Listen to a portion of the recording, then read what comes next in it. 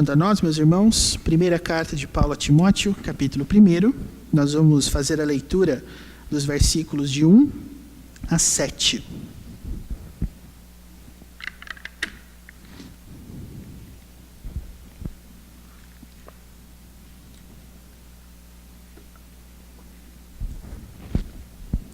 Primeira carta de Paulo a Timóteo, capítulo 1, versículos de 1 a 7. Nós vamos ler e nós vamos meditar na palavra do Senhor com base naquilo que nós encontramos nesses versículos.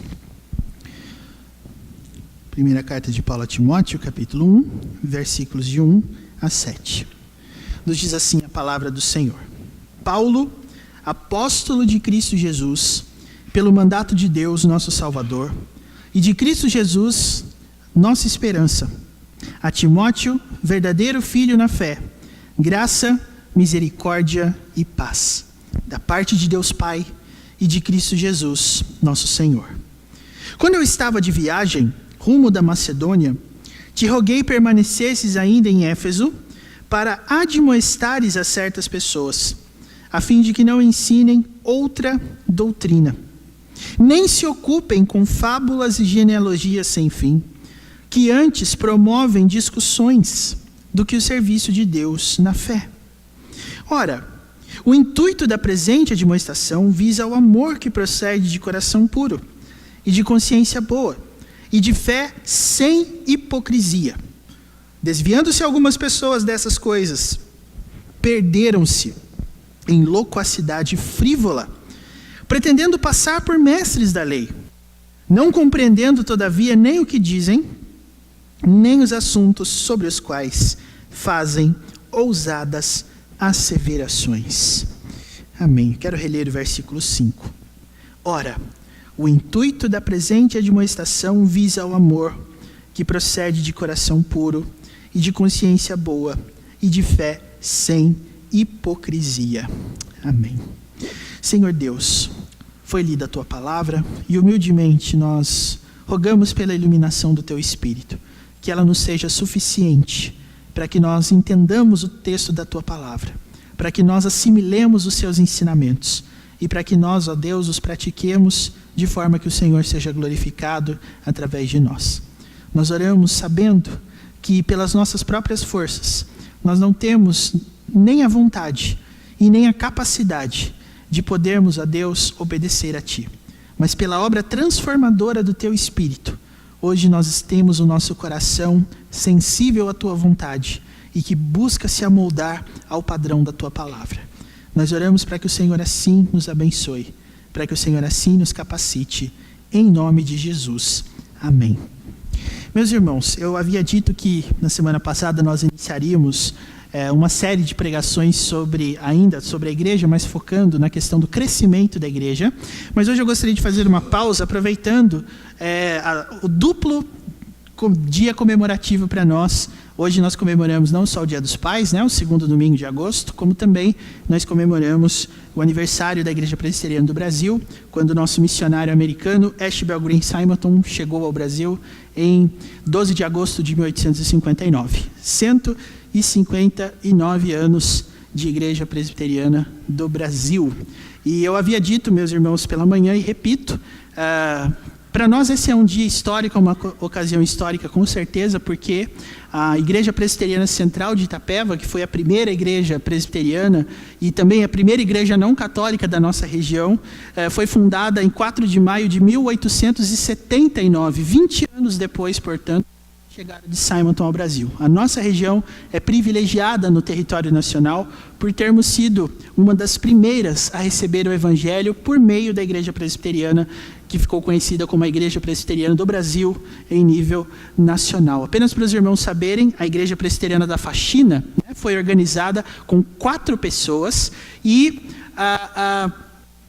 a maneira que ela se organizou aqui em Itapeva foi deveras interessante. Havia um promotor de justiça, cujo sobrenome era Furtado, e ali no coreto da Praça Anchieta, ele discursou com Antônio Pedro Cerqueira Leite, um dos 4 alunos de Simonton no seminário formado no Rio de Janeiro, e foi algo extremamente interessante porque Simonton falou primeiro sobre as Escrituras, sobre a suficiência das Escrituras, E depois que esse promotor de justiça começou a falar, ele era católico e era contrário a outras religiões católicas se estabelecendo na cidade, quando Furtado pegou o microfone para falar, todos foram embora.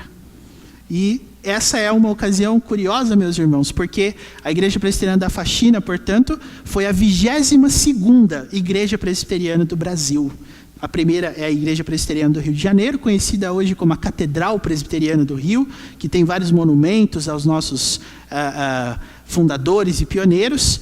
E nós somos aqui, em termos de colocação, 22ª igreja fundada no Brasil em apenas 20 anos. E eu acredito, irmãos, que para que a igreja continue crescendo assim, nós temos que falar sobre o que nós queremos falar. Hoje, como eu disse, eu quero fazer uma pausa na questão do crescimento e quero focar com você na questão da paternidade. Eu quero falar um pouquinho nessa noite sobre a paternidade de Deus. E por que eu digo isso? Você reparou a forma que Paulo chama Timóteo? Ele chama Timóteo no versículo 2 de verdadeiro filho na fé. Isso significa que a maneira de nós enxergarmos uns aos outros na casa de Deus é bastante semelhante, para não dizer idêntica, à aproximação que nós temos com os nossos familiares. Tem hora que a gente gosta muito de uma pessoa, a gente fala assim para ela, você é como um irmão para mim. Ou então nós falamos, você é como meu pai, você é como minha mãe, você é meu filho de coração, né? As nossas irmãs aqui da igreja, por exemplo, têm os seus filhos de oração.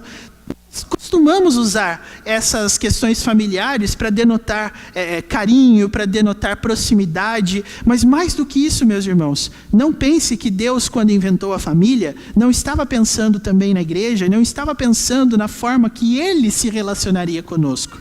E eu gostaria de dizer a você que Timóteo era uma pessoa muito especial para Paulo, não somente porque eles eram próximos, mas também porque Paulo foi aquele que norteou, que mentoreou Timóteo para que ele desenvolvesse o seu ministério. Apenas algumas considerações rápidas. Timóteo, meus irmãos, é introduzido na história da igreja a partir de Atos 16. Em Atos 16, nós encontramos lá nos versículos de 1 a 5, a informação de quem era Timóteo. E nós aprendemos, segundo aquele texto, que Timóteo era um jovem discípulo que morava numa cidade chamada Listra, que tinha uma mãe judia e um pai grego. É por isso que o nome dele era Timóteo, um nome tipicamente grego. E a sua mãe judia, nós encontramos essa informação na segunda carta, se chamava Eunice. E a sua avó se chamava Loide. Nós temos essas informações na segunda carta que Paulo escreve a Timóteo, capítulo de número 1, versículo de número 5. O que é o mais interessante, meus irmãos, Paulo elogia a fé que ele recebeu da sua mãe e da sua avó, dizendo na segunda carta, capítulo 1, versículo 5, que essa fé era uma fé sem fingimento. Ou seja, Paulo não foi aquele que levou o evangelho até Timóteo. Paulo não foi aquele que foi usado por Deus para que Timóteo viesse a crer. Mas a maturidade de Timóteo foi alcançada através do apóstolo Paulo, e isso com certeza. Porque nós encontramos em Atos 16 a informação de que Timóteo foi se juntando à comitiva de Paulo, que percorria as regiões de então, para que fosse ali pregado o evangelho. E, meus irmãos, nós encontramos algumas coisas muito curiosas a respeito do pastoreio de Timóteo. Nós sabemos que Timóteo era jovem, porque Paulo, na primeira carta, no capítulo 4, versículo 12, vai dizer para ele assim, ninguém despreze a tua mocidade. E é por isso que eu, de uma forma ou de outra, me identifico com Timóteo. Porque o pastoreio é sempre um desafio. Você ouvir uma pessoa e entender que ela é a autoridade de Deus para a sua vida, principalmente se for uma pessoa que não tem tanta idade, é algo que só pode acontecer mediante a autoridade que Deus nos dá pela sua palavra. Pela autoridade não só do nosso testemunho, mas a autoridade que nós recebemos de Deus para fazer isso. E isso, meus irmãos, é marca da igreja. Nós vemos que a igreja é um lugar onde não necessariamente os velhos, com todo respeito, viu, irmão? Se alguém se sentiu ofendido aqui, me desculpe, tá? Mas o que nós queremos dizer é que não é a experiência, não é a vivência que bom que ninguém se sentiu ofendido, porque nós não temos velhos aqui no nosso auditório. Muito bom, nós ficamos felizes com isso, né? Mas se tivesse, não quero ofendê-los de forma alguma. A autoridade da palavra de Deus não é recebida por meio da experiência. Nós não falamos que aquele que é mais velho necessariamente é mais sábio, mas nós dizemos assim: o temor do Senhor é o princípio da sabedoria. Então, o que define a questão da maturidade, meus irmãos, não é a idade. Inclusive, tem um ator brasileiro chamado Jesse Valadão, ficou conhecido aí por fazer algumas novelas, e ele declarou numa das suas entrevistas a seguinte frase: nunca confie apenas nos cabelos brancos, porque os canalhas também envelhecem. E o que é legal é que nessa mesma entrevista perguntaram para ele: você é canalha? E ele disse: não, eu não tenho cabelos brancos. Mas isso é algo que, obviamente, a gente não tem como dizer, apenas se convivermos com eles, né? E nada contra quem tem cabelo branco também, aí eu acho que eu já atingi alguns de vocês, né?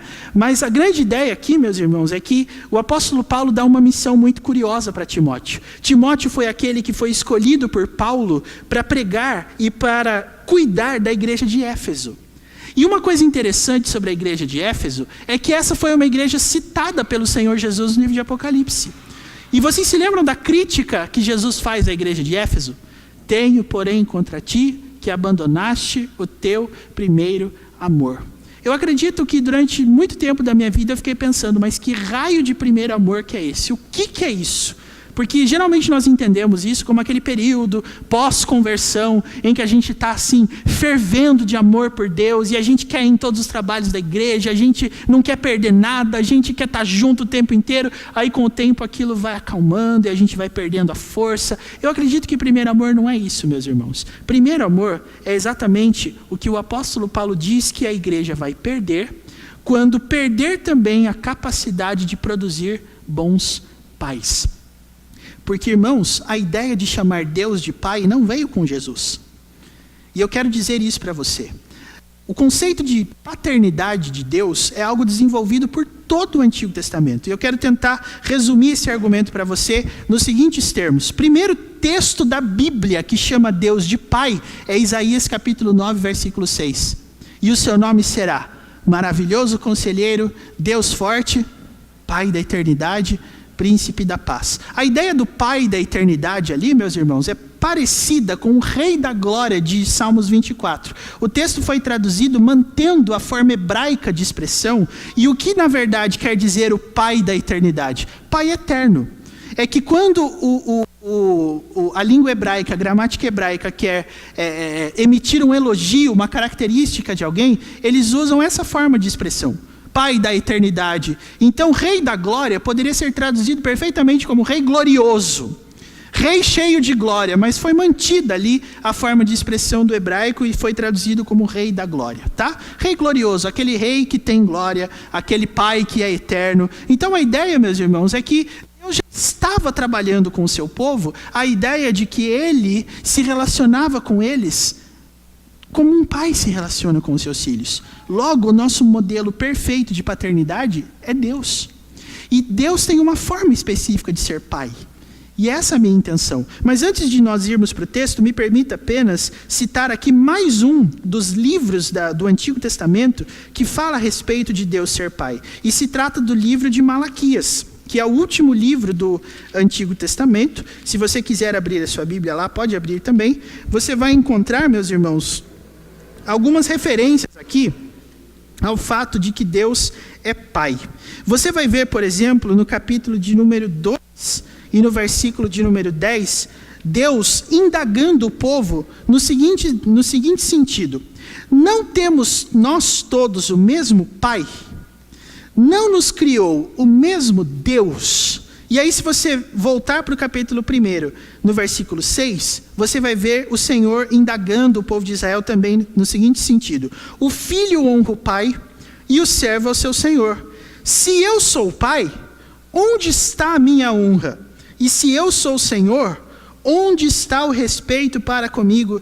Diz o Senhor dos Exércitos a vós outros. O que eu quero dizer com isso? Eu quero mostrar para você que Jesus não foi o primeiro que chamou a Deus de Pai. Mas o Senhor Jesus chamou Deus de Pai, não só para mostrar a sua filiação divina, não só para mostrar que ele também era igual em essência, em divindade, ao Deus Criador, mas Jesus é o modelo perfeito de relacionamento que nós devemos ter com Deus. Como é que nós podemos chamar Deus de Pai? E como é a paternidade de Deus? Porque, irmãos, nós estamos cheios de modelos de paternidade por aí. Você vai encontrar vários livros, você vai encontrar várias teorias a respeito de como ser um pai, como se relacionar com os filhos. Você vai ter aí N visões sobre isso. Mas eu quero dizer para você que quem começou essa história toda foi Deus. Deus sempre quis ser visto como um pai pelo seu povo, e Deus quer que nós nos tratemos assim no meio da igreja. Então, eu gostaria de poder falar hoje sobre a paternidade de Deus e mostrar para você duas características da paternidade de Deus. A primeira delas, versículos 1 e 2. Segunda delas, versículos de 3 a 7. Eu pretendo fazer isso de maneira dinâmica, a fim de que você não se canse, tá? A primeira coisa que eu quero dizer é que a paternidade de Deus, meus irmãos, é expressa a partir daquilo que Paulo fala com Timóteo no versículo 2. Um verdadeiro filho na fé. O que isso significa? Isso significa que para que alguém chame Deus de Pai, é necessário fé. É necessário fé. Sem fé, diz o autor da carta aos Hebreus, é impossível agradar a Deus. Mas o fato não é que sem fé é apenas impossível agradar a Deus. Sem fé é impossível nós entendermos o que Deus quer de nós. E é exatamente a partir da fé que nós somos convidados à família de Cristo. A partir do momento em que nós temos fé, a palavra de Deus nos fala que nós temos paz com Deus e somos bem-vindos à família de Deus. Ninguém, meus irmãos, pode ser filho de Deus sem fé. Todos nós nascemos como criaturas de Deus, mas nem todos nascem filhos de Deus. Porque filho de Deus é aquele que creu. Filho de Deus é aquele que assumiu a identidade de cristão. E eu gosto, meus irmãos, de falar sobre isso, porque Paulo não fala simplesmente que Timóteo é um filho na fé dele. Mas repare o que Paulo diz. O texto diz que Paulo fala de Timóteo como um verdadeiro filho na fé.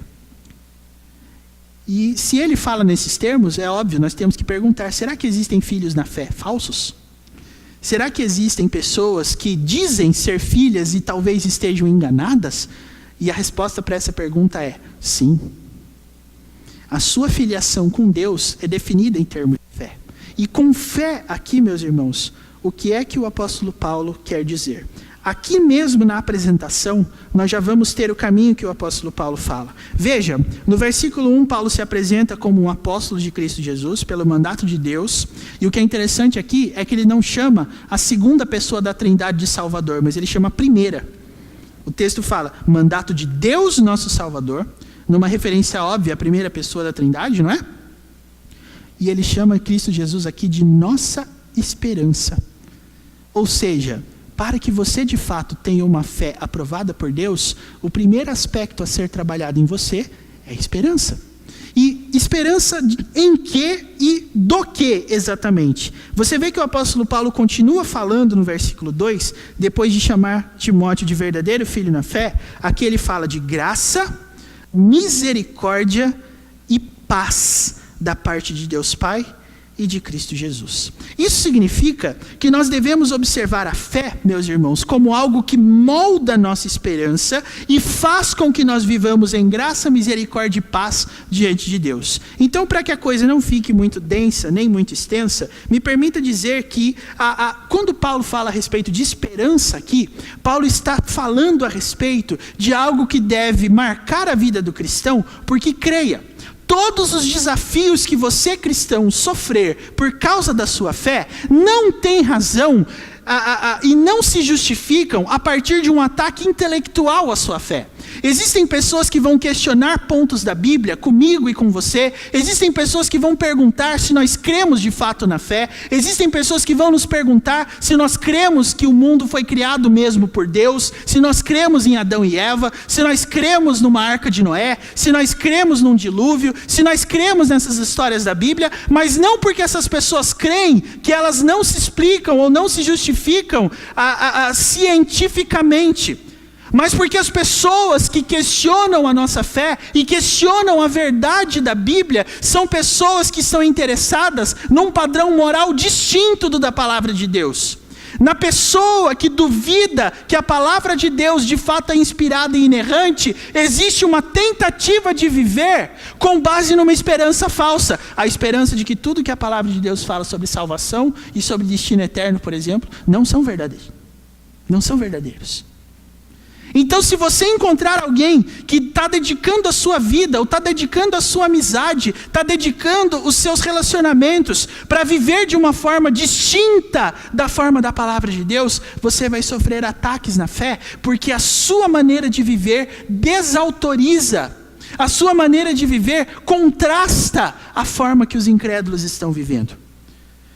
E o que o apóstolo Paulo está trabalhando com Timóteo é o seguinte: Cristo é a nossa esperança, porque nós cremos que a santidade, muito embora ela seja difícil, muito embora ela seja complicada, muito embora ela envolva aspectos que nos cansam, essa santidade tem uma esperança. A esperança de que um dia nós vamos ver o nosso Salvador. E quando a palavra de Deus fala sobre ver o Senhor, ver o nosso Salvador, é muito específica. Se você ver o que Jesus falou sobre isso, você vai encontrar lá nas bem-aventuranças, por exemplo. Quem é que vai ver o Senhor? Os puros de coração. Bem-aventurados os puros de coração, por quê? Porque eles verão a Deus. Aí eu pergunto a você, quem não é puro de coração vai ver o Senhor? Não vai. Então, se você quer ser puro de coração, perto de alguém que não é puro de coração, o que aquela pessoa então vai se dedicar a fazer?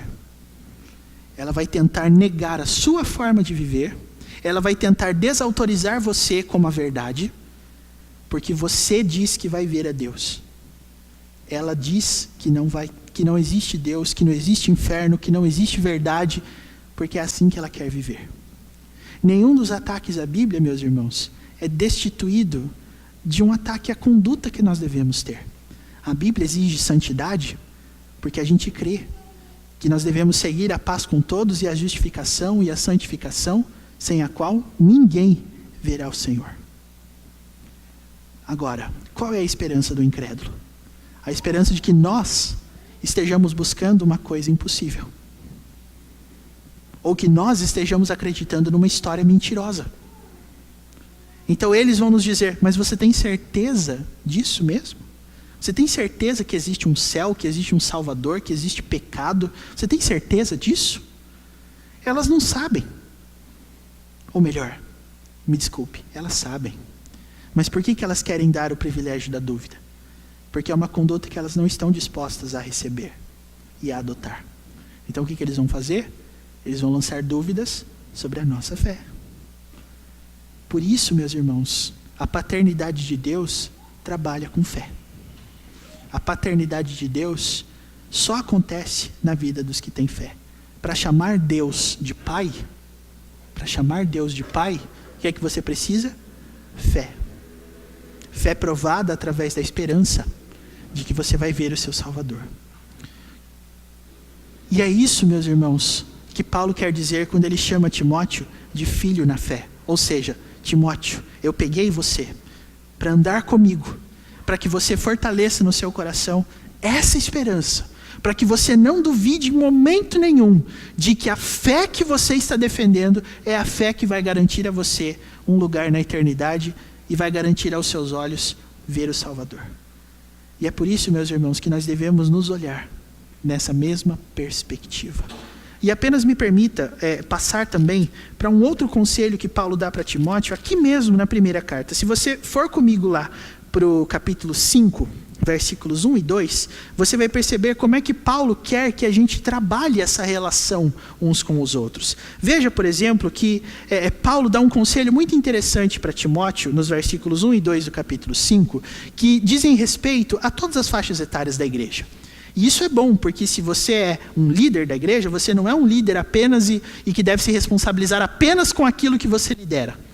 Olha o que o apóstolo Paulo diz para Timóteo. Versículo 1. Não repreendas a um homem idoso, antes exorta-o como a pai. Aos moços, como a irmãos. As mulheres idosas, como a mães. As moças, como a irmãs, com toda a pureza. Sabe o que isso significa, meus irmãos? Isso significa que Paulo está dizendo para Timóteo que as pessoas mais experientes na fé devem fazer o quê com as menos experientes na fé? Ser para elas pai, mãe e irmão. E é por isso, meus irmãos, que nos planos eternos de Deus, Ele pensou na igreja. Porque nós não cuidamos da nossa fé. Nós temos uma maneira muito particular de lidar com isso, e eu vou falar mais sobre esse ponto no segundo momento aqui do nosso sermão, mas eu já gostaria de deixar claro isso para você. Paulo diz que Timóteo tem que se relacionar com todas as faixas etárias da igreja, por quê? Porque como ele mesmo está dizendo e disse, não é a idade que garante maturidade.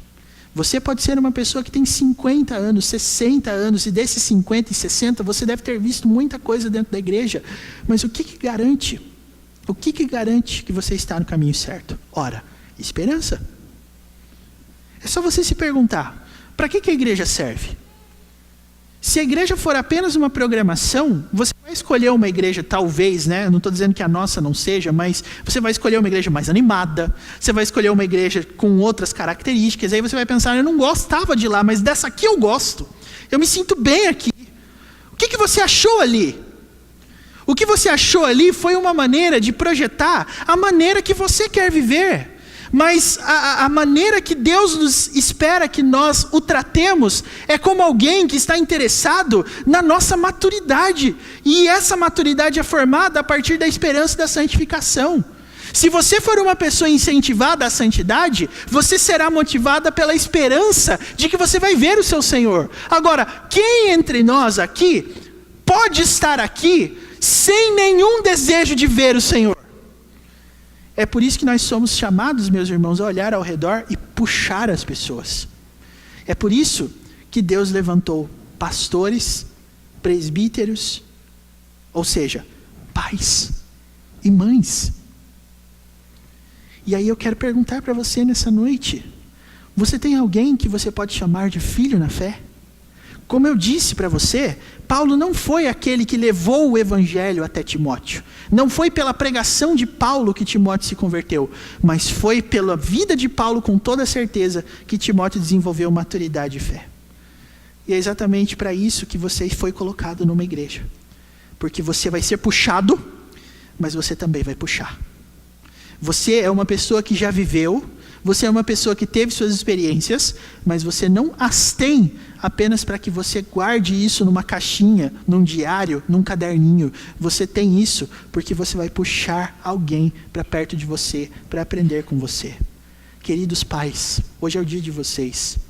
Então me permitam também dizer isso. Por que você tem filhos? O texto que você vai ler no boletim, não agora, tá? Porque agora você está ouvindo o sermão. Mas quando você chegar em casa, você vai poder abrir o seu boletim e você vai poder ver um texto que fala justamente sobre o porquê o pai é especial. Escrito pelo reverendo Hernandes Dias Lopes. E ele escreve uma coisa nesse texto do boletim que eu achei fantástico. É muito mais fácil ser um profissional de sucesso do que um pai de sucesso. Porque ser um pai de sucesso implica na seguinte obrigação. Quais valores nós estamos passando para os nossos filhos? Os seus filhos, sanguíneos ou não, quem sabe você possa ter adotado algum, ou assimilado alguém para você criar, mas os seus filhos, as pessoas que estão debaixo do seu cuidado, também são seus filhos na fé. Você conseguiu passar a sua fé para eles?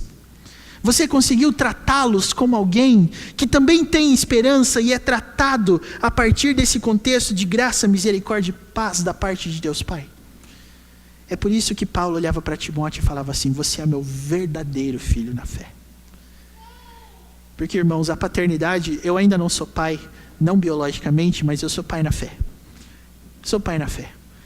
E eu tenho certeza que um dos maiores desafios da paternidade é justamente que isso cansa. Porque a gente põe algumas pessoas no altar de Deus pensando assim: ai, Senhor, muda essa vida, muda esse coração, faz ele entender. E às vezes você conversa com a pessoa e aí você parece que chega à conclusão que ela entendeu. Então você diz, agora eu estou feliz, porque parece que ela entendeu, agora ela mudou. Mas semana que vem, de novo, acontece alguma coisa. E aí você fica de novo, mas Senhor, eu estou orando aqui, as pessoas não entendem, o que eu faço? Já falei, e ela não entende, ela não muda. E aí a gente até, por causa, eu acredito, do cansaço, do desânimo, a gente fala, não adianta mais falar. Já falei tudo que tinha que falar. Meus irmãos, ser pai não é assim. Imagina se pela desobediência dos seus filhos, você um dia chegasse para eles e falasse assim, eu não sou mais o seu pai. Eu estou entregando você. Vá aprender com qualquer outra pessoa, mas eu não sou mais seu pai, não sou mais sua mãe, você não é mais meu filho. Segue sua vida. Isso não é possível, meus irmãos. E acredite, nem na fé. E a paternidade de Deus é a paternidade que é estabelecida a partir da fé. A partir da esperança. Então eu quero perguntar para você. Quem são os seus filhos na fé? Quem são os seus pais na fé? Aquilo que você está ensinando é aquilo que você recebeu pela palavra? Ou talvez isso seja um mistério para você? Olha, o Emanuel parece que está com tanto medo de ele ouvir isso da mãe dele. Acho que não vai acontecer, né? Ele é um menino obediente. Ele está perguntando até para o vô dele, né? O senhor vai deixar de ser meu vô? Não vai, fique tranquilo. Não é isso, né? Tá bom. Mas eu fiquei preocupado agora. Enfim, eu observo esse detalhe no texto, meus irmãos, e eu quero poder dizer isso para você. Nós não fomos chamados a um corpo para nós trilharmos a nossa caminhada sozinho. Você tem que ter pais na fé, você tem que ter filhos na fé. E se você já é um pai biológico de alguém, então eu lhe pergunto, seus filhos são filhos na fé? Qual é o seu interesse para que eles sejam de fato filhos na fé? E olha, irmãos, me permita dar um testemunho também muito triste. Um dia ouvi isso de uma mãe, numa aula de escola dominical. Ela disse assim, se o meu marido não quiser ir na igreja, eu o convido. Ele não quer ir, problema dele. Eu vou para o céu, ele vai para o inferno. Sabe? Nós, presbiterianos, calvinistas, temos uma teologia que afirma a soberania de Deus. Nós temos uma teologia que afirma que Deus escolhe uns e escolhe outros. Mas eu digo uma coisa para você. Em Romanos capítulo 9, antes de dissertar longamente sobre essa soberania, o apóstolo Paulo olha para os judeus e ele fala assim, eu me entristeço, porque eles estão separados da fé. E eu queria estar lá com eles, porque eu sou contemporâneo deles, eu sou conterrâneo deles, eu sou judeu igual eles. Então não pense você que a sua teologia, que o seu calvinismo, que a sua confiança na soberania de Deus, faz você olhar para alguém e falar, esse aí Deus vai mandar para o inferno mesmo. Você não tem cópia ao livro da vida. Você não tem acesso aos nomes que estão escritos no livro da vida. Portanto, você não pode falar isso. Portanto, você não pode dizer isso. Nem crendo na soberania de Deus, isso pode acontecer. Uma pessoa que vai para o inferno é uma coisa horrível. E eu não posso, de jeito nenhum, fazer o papel de Deus e olhar para alguém e dizer, esse aí vai para o inferno. Não adianta mais falar com ele.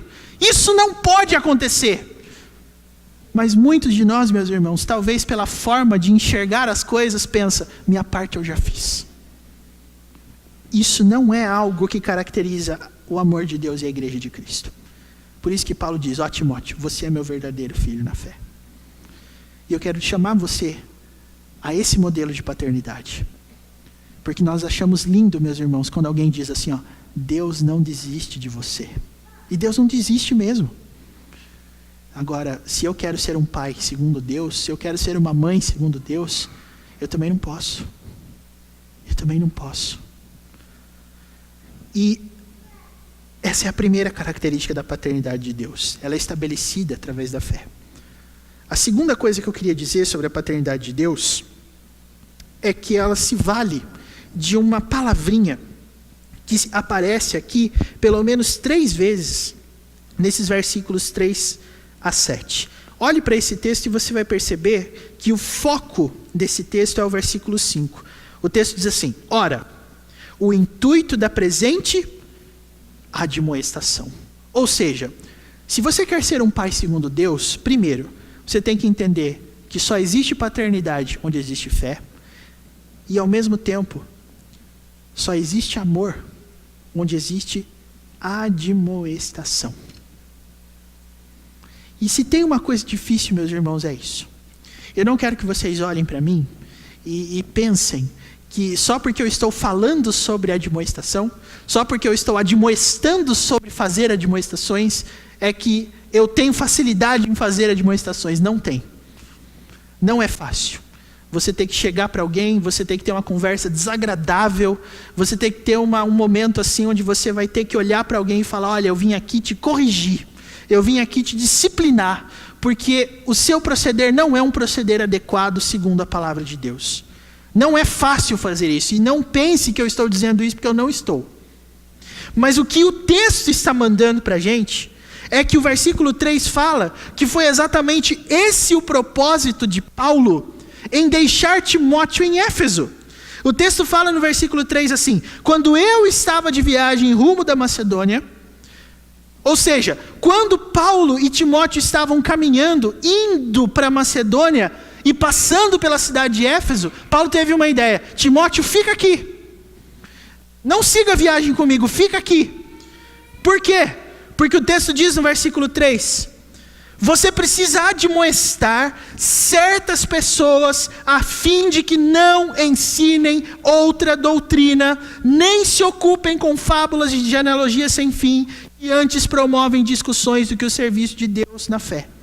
O que Paulo entendeu era que Timóteo era o homem perfeito para tomar conta de uma igreja que tinha falsos mestres e que produziam naquela igreja, com a sua falsa doutrina e com o seu falso evangelho, uma igreja que achava problema em tudo, até mesmo na questão do serviço.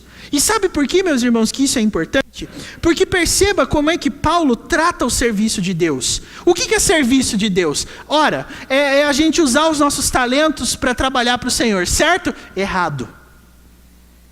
Quando Paulo fala de serviço de Deus aqui, Paulo não está falando a respeito do fato de se você souber tocar, você usa esse talento para a glória de Deus. O texto não está falando que serviço de Deus aqui é você tratar os trabalhos da igreja ajudando naquilo que você puder ajudar. E eu também não estou dizendo que não pode fazer isso, mas o que eu estou dizendo aqui é que esse texto, quando fala de serviço de Deus, tem uma locuçãozinha que serve como adjetivo. Olha só, promovem discussões do que o serviço de Deus, na fé. Perceba o quanto isso é importante. Se você não tem uma pessoa que te direciona na fé verdadeira, o que vai direcionar a sua vida? Uma fé falsa. E aí todo o serviço da igreja vai ficar prejudicado por causa disso, porque a fé verdadeira, como nós vimos nos primeiros versículos, é composta na esperança em Cristo Jesus e em graça, misericórdia e paz. Quando nós não temos essa fé verdadeira, meus irmãos, não tem esperança, não tem paz, não tem misericórdia e não tem graça. Então sabe o que acontece?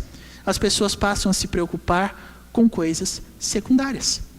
As pessoas passam a se preocupar em arranjar problema, em arranjar discussão, em coisas que não têm relação com o sentido da fé verdadeira.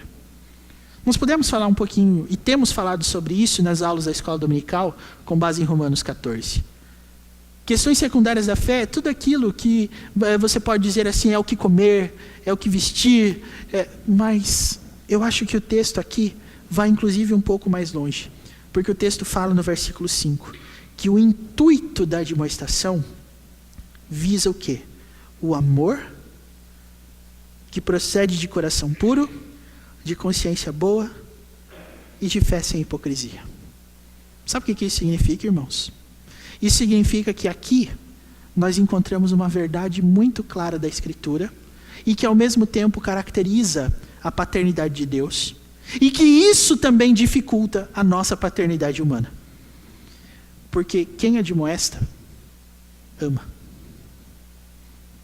Ama. Quem admoesta, sai da zona de conforto onde se encontra, confronta com o objetivo de transformar. Ou seja, demonstra amor. O que Paulo está querendo dizer aqui para Timóteo é assim: Timóteo, Se você quer mesmo ser pai dessa congregação em Éfeso, saiba de uma coisa, você vai ter que admoestar as pessoas. Você vai ter que dar os seus puxõezinhos de orelha. Vai ter que dar. Por quê? Porque Deus faz isso. Porque veja, o versículo 5 afirma, meus irmãos, que a admoestação procede de um coração puro. O mesmo coração puro que enxerga o Senhor, o mesmo coração puro que tem esperança, é um coração que se apieda das pessoas que estão vivendo vidas que desagradam a Deus. Não existe amor em você olhar uma pessoa se perder com seus próprios olhos e ficar assistindo de camarote comendo pipoca enquanto ela se perde. Isso não é amor. E se você é um irmão, se você é um pai na fé, você precisa ir lá e confrontar.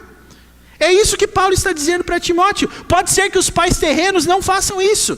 Pode ser que os modelos que nós encontramos, alternativos de paternidade do nosso mundo, não incluam esse ponto, mas o ponto é que a paternidade de Deus é uma paternidade que inclui a admoestação. Porque somente quem tem coração puro admoesta. Sabe o que eu quero dizer com isso? Eu quero dizer com isso o seguinte, que a admoestação provém de um genuíno desejo, de um desejo verdadeiro, de que aquela pessoa se arrependa. Quando nós queremos que as pessoas se arrependam, meus irmãos, e aqui eu até dou uma dica para você. Você está orando para alguém se arrepender ultimamente? Sim? Então eu dou uma dica para você. Admoeste. Porque às vezes a gente pensa que a nossa oração para Deus promover arrependimento é assim. A gente vai orar, Senhor, leva arrependimento lá para fulano de tal. Aí de repente o que Deus faz? Deus vai abrir o céu e Ele vai lançar um trovão na cabeça da pessoa e aquela pessoa vai se arrepender num passe de mágica. E aí ela vai falar assim, você sabe que ontem, mais ou menos por 9 horas da noite, eu estava lá na minha casa, de repente alguma coisa bateu em mim, e aí eu entendi, e aí eu compreendi, aí eu me arrependi, aí você fala, puxa vida, era bem no horário que eu estava orando. Então eu orei às 9 horas da noite, a pessoa estava lá às 9 horas da noite, ela sentiu aquele clarão e o relâmpago de... Meus irmãos, não é assim. É porque, sabe por que eu digo que não é assim? Não é que eu não creio que Deus possa fazer isso, porque Ele pode.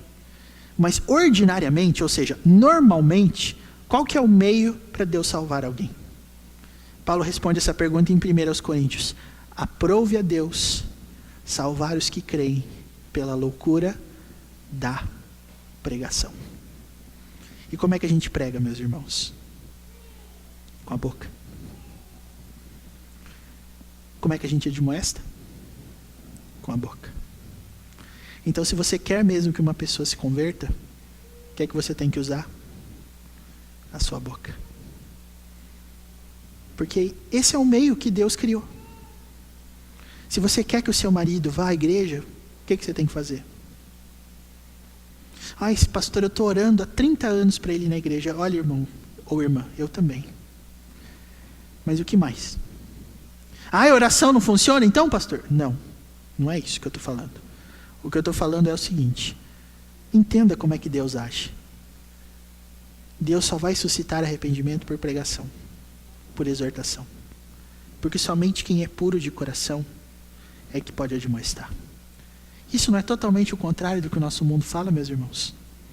Nosso mundo criou um sistema no qual você pode ser o que você quiser, fazer o que você quiser, vestir o que você quiser, comer o que você quiser, e ninguém tem nada a ver com a sua vida. Agora, sabe o que na casa de Deus a gente faz? A gente admoesta. A gente ama. O próprio Deus diz assim, eu repreendo e disciplino a quantos amo. E é exatamente isso que o apóstolo Paulo está dizendo. Admoeste essas pessoas, para que elas não abracem um erro. Isso significa, meus irmãos, que as pessoas abraçam a doutrina falsa, não porque a doutrina falsa é melhor, mas porque a doutrina falsa não tem nenhum compromisso com a moral e com a santidade. Então, se não existe Deus, não existe padrão moral, e as pessoas podem fazer o que elas querem. Agora, quem é pai não aceita isso. Quem é pai não aceita isso. E crescendo, meus irmãos, na Bíblia e na fé, eu entendo que um filho se desviar não é necessariamente por negligência do pai. Eu sei disso. A Bíblia também reconhece isso. Mas eu lhe digo uma coisa. Se o seu filho, tanto os filhos na fé, quanto os filhos mesmo, biológicos, têm se desviado dos caminhos do Senhor, não desista deles, em nome de Jesus. Não desista deles.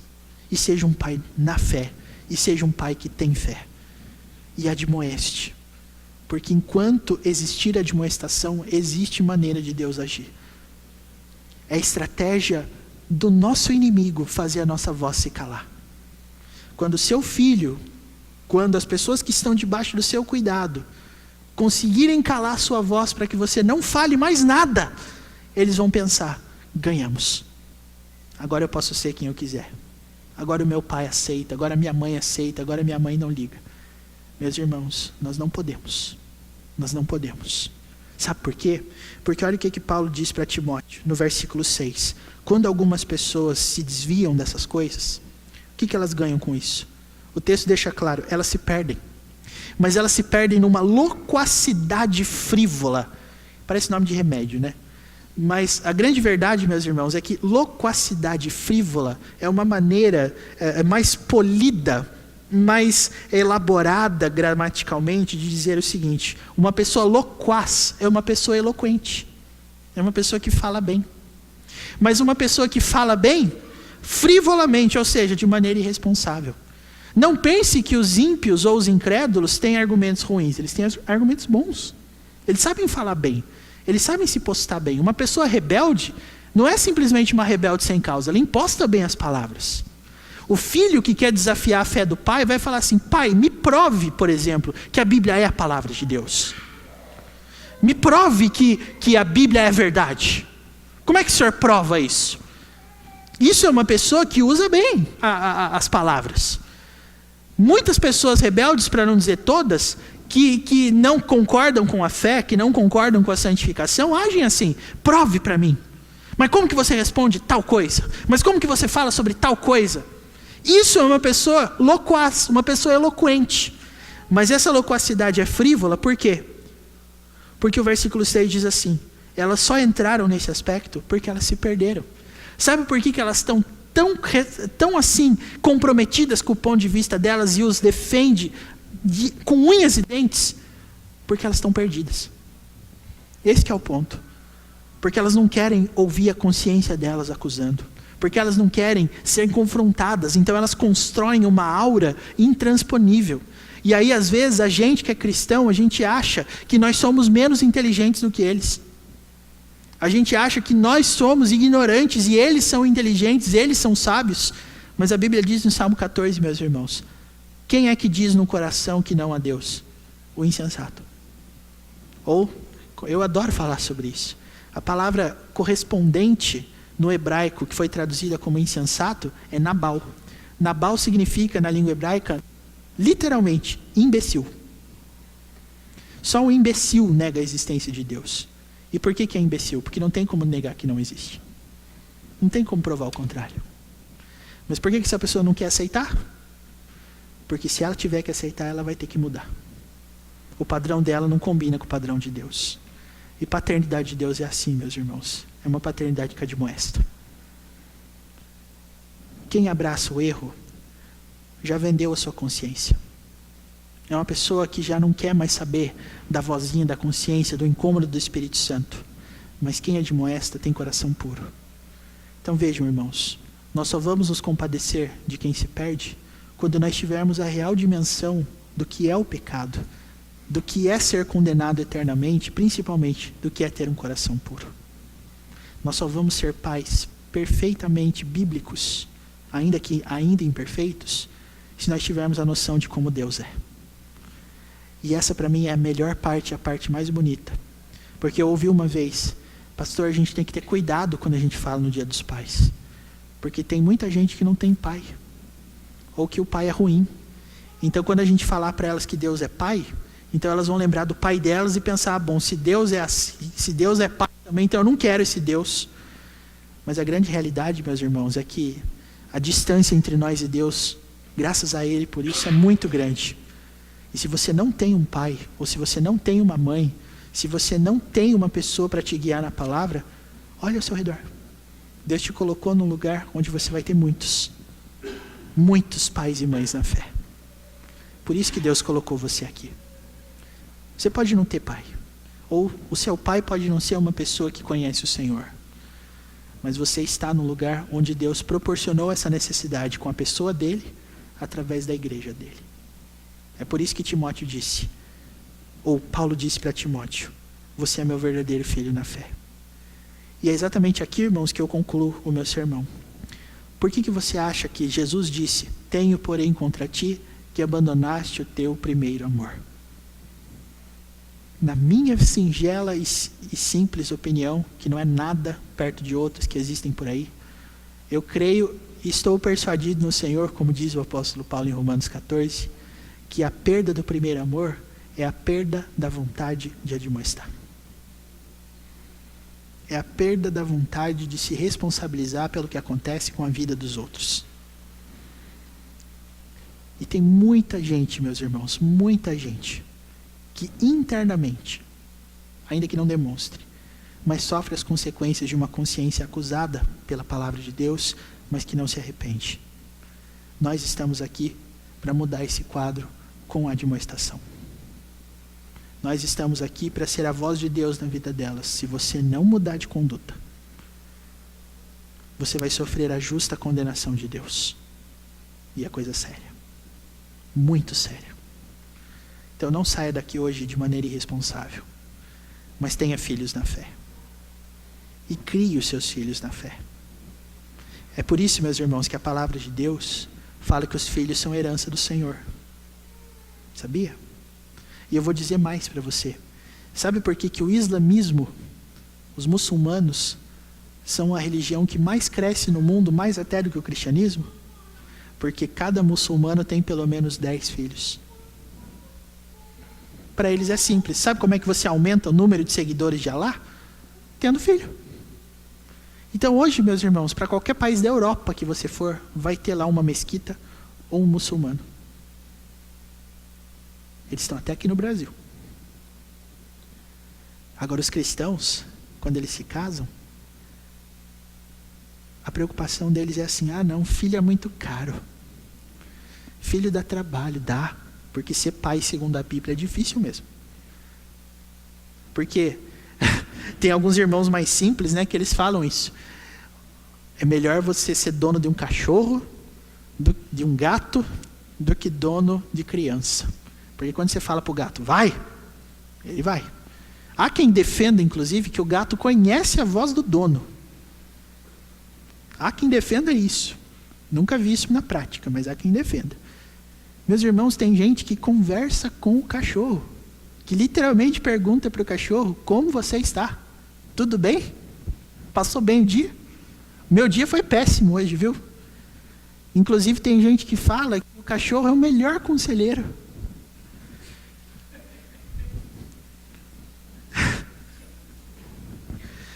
Eu não sei que tipo de conselho que um cachorro poderia dar.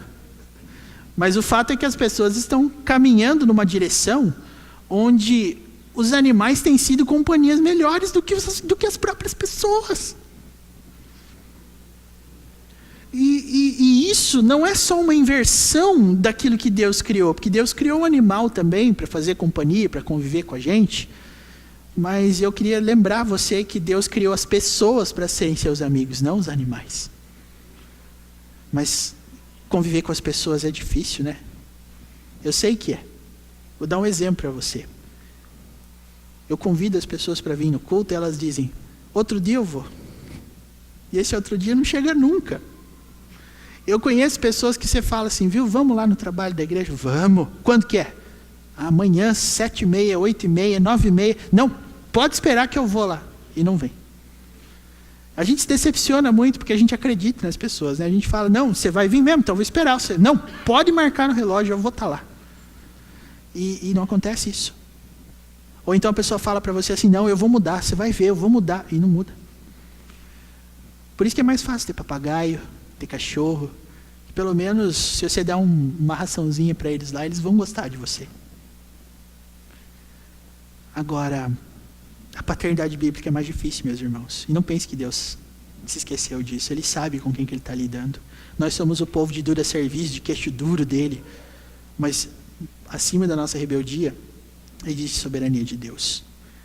Então eu queria lembrar você disso. Não vamos desistir. E para você que é pai, ouça essa palavra, porque eu gosto muito de falar isso no Dia dos Pais, porque a Bíblia fala que o homem é o sacerdote do lar. O homem. E a minha preocupação é que hoje em dia os homens não têm capacidade de ser sacerdote de nada, que eles não se preocupam com nada.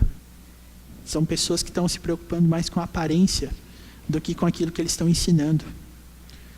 Então, olha, se você tem passado por essa tristeza de você ter uma família cujos membros não estejam na igreja, não creiam em Jesus, você tem que começar a mudar isso hoje, porque você é o sacerdote do seu lar. A sua família não pode respeitar mais o seu pastor do que a você mesmo. Então eu quero que você lembre disso. Pais, essa é a missão que Deus deu para a gente. Homens, depende da gente. As nossas mulheres são as nossas auxiliadoras. E eu creio, meus irmãos, que vai chegar o tempo em que numa sala as mulheres vão estar orando pelo culto e na outra sala os homens vão estar orando pelo culto. Eu tenho certeza que esse dia vai chegar. Em nome de Jesus. E que Deus levante cada vez mais homens e mais pais, para que nós sejamos abençoados com uma igreja que admoesta, que se preocupa com os outros e que demonstra o amor de Jesus. É em nome dele que nós cremos nisso. Que Deus os abençoe, meus irmãos. Amém.